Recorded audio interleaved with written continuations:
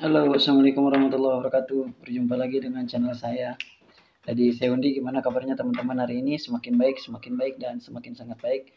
Itu yang saya harapkan dari teman-teman. Mudah-mudahan pada hari ini teman-teman sudah sehat semua, sudah baik semua, sudah bisa makan enak, sudah bisa tidur nyenyak, sudah bisa berpuasa, sudah bisa beraktivitas seperti biasa, ya, sudah bisa jalan-jalan sore-sore, sudah bisa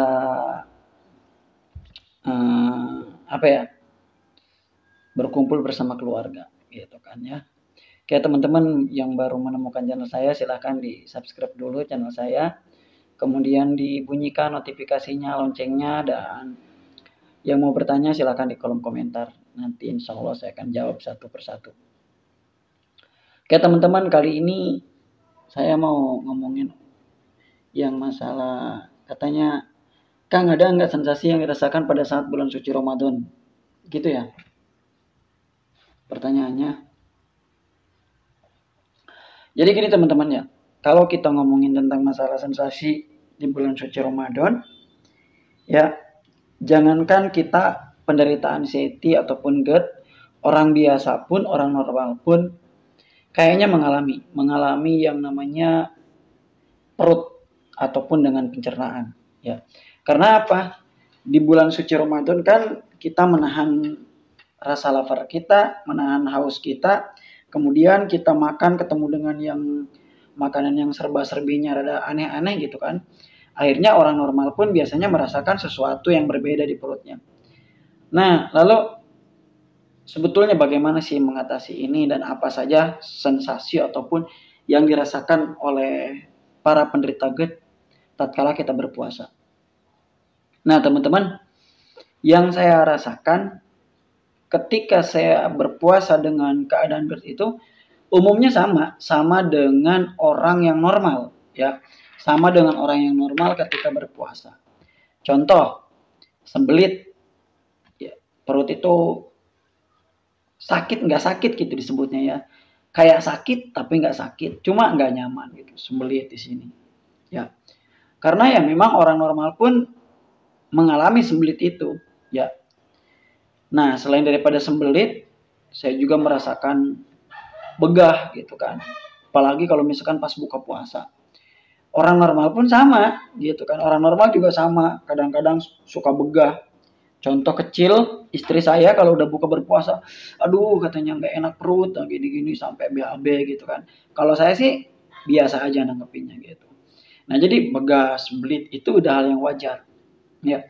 Kemudian kelayangan, ya wajar lah orang berpuasa kelayangan gitu kan.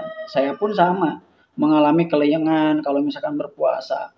Biasanya kan gini, kalau misalkan kita lagi puasa itu nggak ada efek apa-apa ya kalau pas lagi puasa. Justru kita kadang-kadang yang menjadi kendalanya itu pada saat berbuka.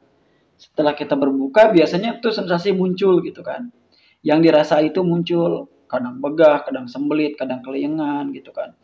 Nah, kembali ngomongin ke orang normal pun, kalau begah mungkin, kalau kelayangan orang normal enggak ya. Tapi kalau misalkan begah sembelit, kadang-kadang itu masih merasakan. Contohnya di pas sahur, di pas buka itu mereka ngerasain, atau jam 8 atau jam 9 pagi itu masih ngerasain kayak sembelit, begah gitu kan. Nah, jadi sembelit, begah, kelayangan itu udah hal yang wajar. Kalau sendawa kayaknya enggak ya. Merasa lapar juga saya enggak. Kalau merasa haus mungkin iya. Ya, kalau merasa haus saya iya, tapi kalau misalkan merasa lapar biasanya enggak terlalu. Ya. Nah, kemudian lemes. Lemes enggak terlalu sih ya. Soalnya kalau saya masih bisa olahraga sore-sorenya gitu kan. Jadi enggak terlalu lemes-lemes amat gitu kan. Kemudian kalau panik ya enggak lah. Kalau sekarang saya sudah enggak panik kan udah lama. Justru kan orang yang GERD, orang anxiety itu kendalanya itu adalah yang dari paniknya itu gitu kan. Jadi paniknya mereka setiap saat, kadang-kadang ya seperti itu. Jadi saya harapkan sih pada teman-teman paniknya itu hilangkanlah atau kurangi gitu. Jangan sampai terjadi kepanikan yang berlebih. Kemudian ya apalagi ya? Saya lupa ingat nih. Kemudian perut tidak nyaman, kayak mau BAB gitu kan, tapi ternyata enggak ya, itu ada juga gitu kan. Nah, teman-teman, bagaimana sih mengatasi itu semua? Tipsnya buat teman-teman supaya puasanya nyaman, lancar gitu kan. Jadi sensasi dengan eh, apa ya, supaya teman-teman itu nyaman saja dalam berpuasa. Nah, mungkin teman-teman bisa sebelum berpuasa itu ya, atau sebelum berpuasa ataupun pas sahur itu ya, teman-teman bisa mengkonsumsi obat pereda asam lambung gitu kan. Yang murah-murah aja lah kalau misalkan mau gitu kan. Kalau saya sih udah enggak, udah, walaupun saya posisinya kalau misalkan nih kayak gini kan, gimana sih, nggak nyaman doang ya, nggak nyaman gitu perutnya. Kayak begah tapi nggak begah, kayak sesek tapi nggak sesek, pokoknya intinya nggak nyaman. Ya karena apa? Makanannya kan mengandung gas terus, apalagi kita habis sahur langsung tidur gitu kan. Nah, jadi seperti itu. Itu hal yang wajar lah.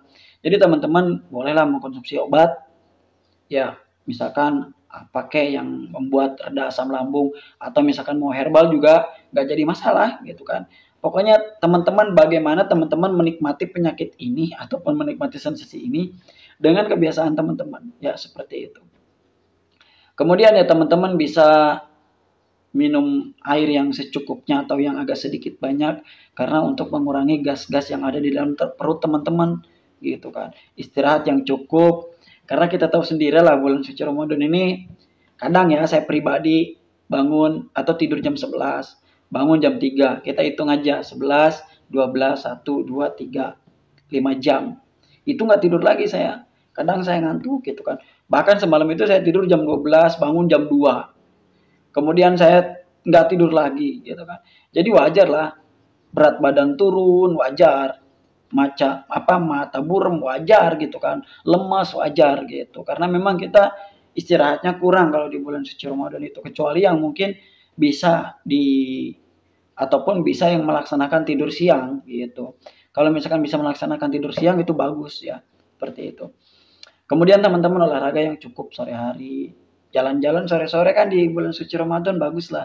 Itu untuk healing kita gitu kan. Untuk mungkin ya rehabilitasi otak kita. Karena kita selaku penderitaan CT itu butuh merehab otak kita gitu kan.